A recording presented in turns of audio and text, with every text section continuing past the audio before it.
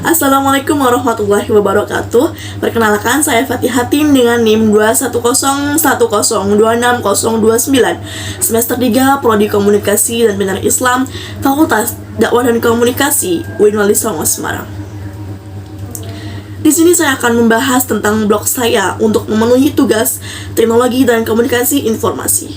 Nah, di sini juga saya akan bahas mata kuliah favorit saya dan artikel-artikel selanjutnya. Terima kasih, mohon disimak. Nah, bertemu lagi dengan saya. Jadi di sini saya akan menjelaskan tentang sedikit mata kuliah favorit saya, yaitu mata kuliah Public Relation.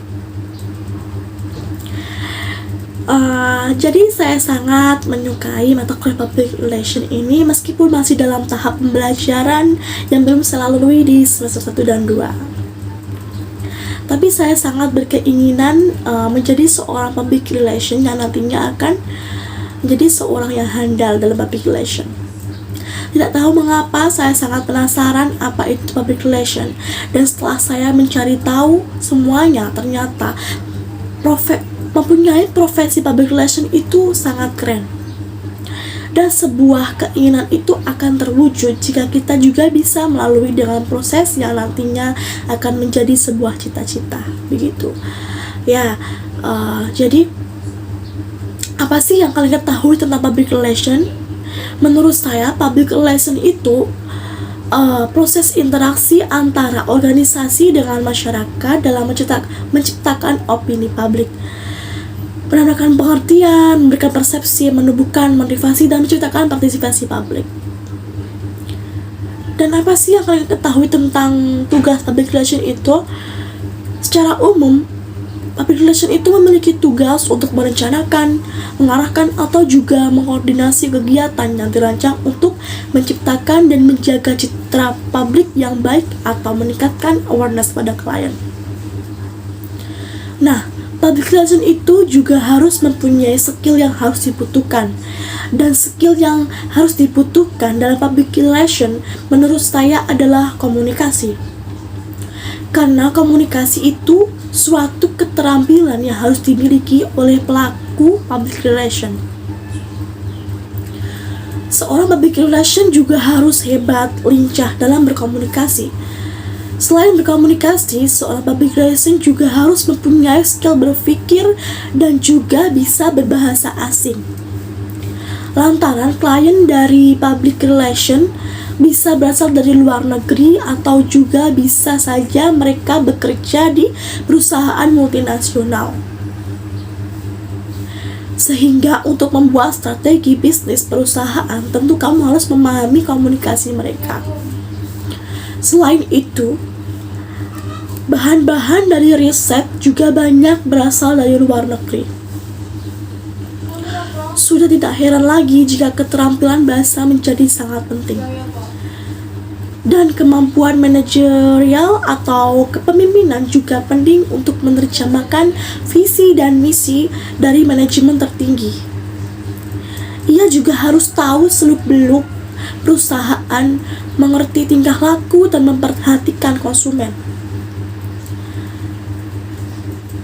Seringkali, public relation juga dihadapkan pada situasi krisis yang membutuhkan respon cepat dan tepat. Diperlukan juga kematangan berpikir dan kecepatan bertindak untuk bisa menghandle keadaan secara tenang dan elegan.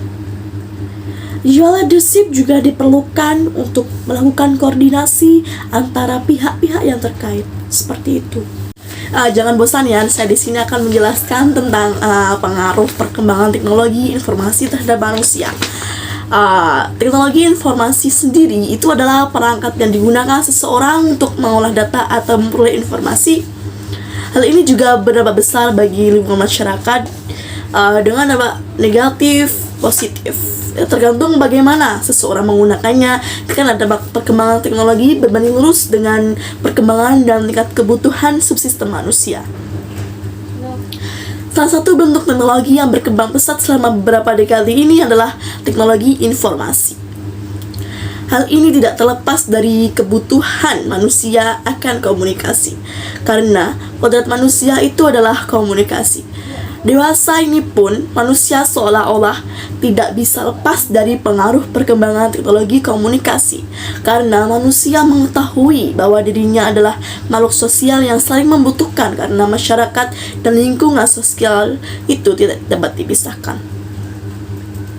Sosiologi juga mengatakan bahwa manusia itu adalah makhluk sosial yang tidak dapat hidup sendiri dan perlu berkomunikasi dan berinteraksi sosial langsung satu sama lain. Namun melihat fakta selama ini, nampaknya kehidupan sosial masyarakat dewasa ini, termasuk unsur interaksi dan komunikasi langsung, perlu juga dicermati atau ditelaah kembali, karena mengubah pola dari sistem kehidupan sosial masyarakat modern. Jelas bahwa teknologi yang berkembang sangat bisa memberikan dampak yang luar biasa bagi kehidupan sosial masyarakat saat ini. Munculnya media sosial ini dan sarana komunikasi yang efektif dan efisien menjadi salah satu faktornya. Orang juga cenderung melakukan hal-hal yang lebih praktis untuk berinteraksi secara sosial. Kontak sosial tatap muka dipandang sebagai hal yang rumit, tidak menguntungkan, memakan waktu, dan bahkan ketinggalan zaman. Selain kemajuan teknologi yang membuat tersedia berbagai sarana untuk mempercepat komunikasi antar individu, salah satu faktor pendorong terjadinya penyusutan sosial adalah gerakan ketidakpercayaan terhadap lingkungan sendiri, bahkan dalam lingkup yang paling sempit seperti keluarga, tetangga, dan lingkungan universitas maupun pekerjaan. Hal ini dikarenakan banyak sekali tindak pidana yang umumnya dilakukan justru untuk orang-orang di sekitarnya, sehingga orang-orang melakukannya sendiri tanpa bertemu langsung atau dalam sampel kecil di universitas. Hal ini juga karena mereka cenderung berinteraksi melalui sarana komunikasi aktivitas luar apapun yang terkait dengan TikTok atau Instagram. Di rumah juga orang semua pada sibuk dengan Instagram, TikTok, bahkan Twitter. Masyarakat sekarang juga cenderung kurang peka lingkungan sekitar, dan komunikasi interaksi sosial dalam lingkungan keluarga, baik di rumah maupun di universitas dan pekerjaan, takpa lebih egois dan individualitis. Teknologi juga memungkinkan kita untuk bertemu di luar batas ruang dan budaya kita sendiri. Jika membandingkan perkembangan teknologi yang lebih maju saat ini, kita juga dapat mengatakan bahwa informasi dan sumber yang tidak benar berdampak negatif pada informasi yang ambigu. Misalnya, penyebaran informasi yang menipu atau pembahasan informasi yang terlalu banyak yang belum tentu bermanfaatnya membacanya. Hal ini memaksa kita untuk menerima informasi dari semua yang kita proses di era globalisasi ini. Yang ketiga ada komunikasi dalam pendidikan. Komunikasi dalam pendidikan itu suatu proses penyampaian pesan dari komunikator kepada komunikan.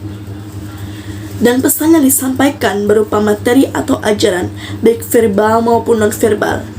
Dan secara umum, komunikasi itu adalah tindakan atau kegiatan yang dilakukan untuk menyampaikan informasi dari suatu tempat, orang, atau kelompok ke tempat lainnya.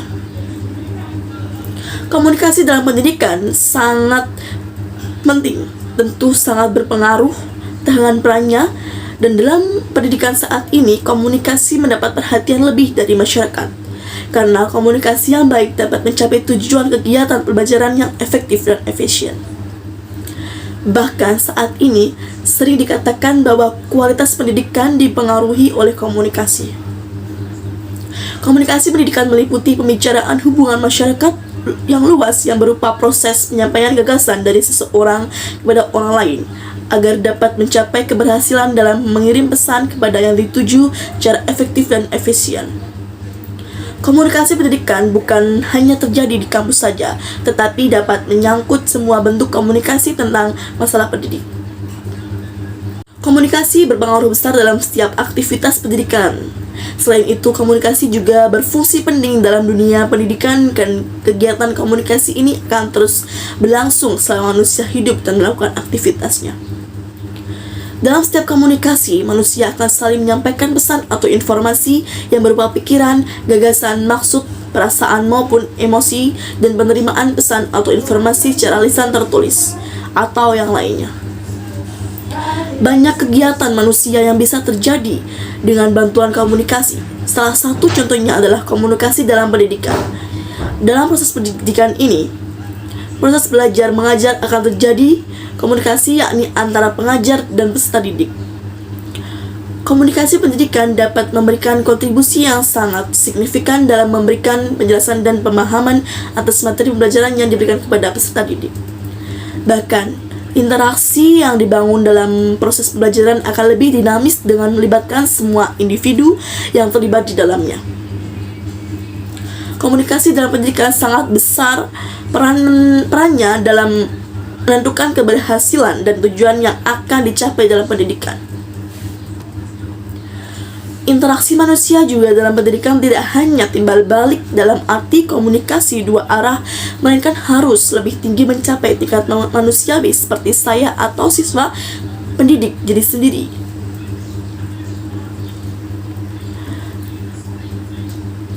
Komunikasi dalam pendidikan dapat memengaruhi pencapaian mutu pendidikan. Proses belajar mengajar tidak bisa dilepas dari komunikasi pendidikan. Oleh karena itu, penting bagi tenaga pendidik untuk terampil berkomunikasi serta memahami ilmu dan prinsip-prinsip komunikasi efektif dalam pendidikan. Terima kasih kepada teman-teman semua yang sudah menonton video saya. Apabila ada kesalahan atau dalam segi pengucapan saya, mohon maaf. Terima kasih. Assalamualaikum warahmatullahi wabarakatuh.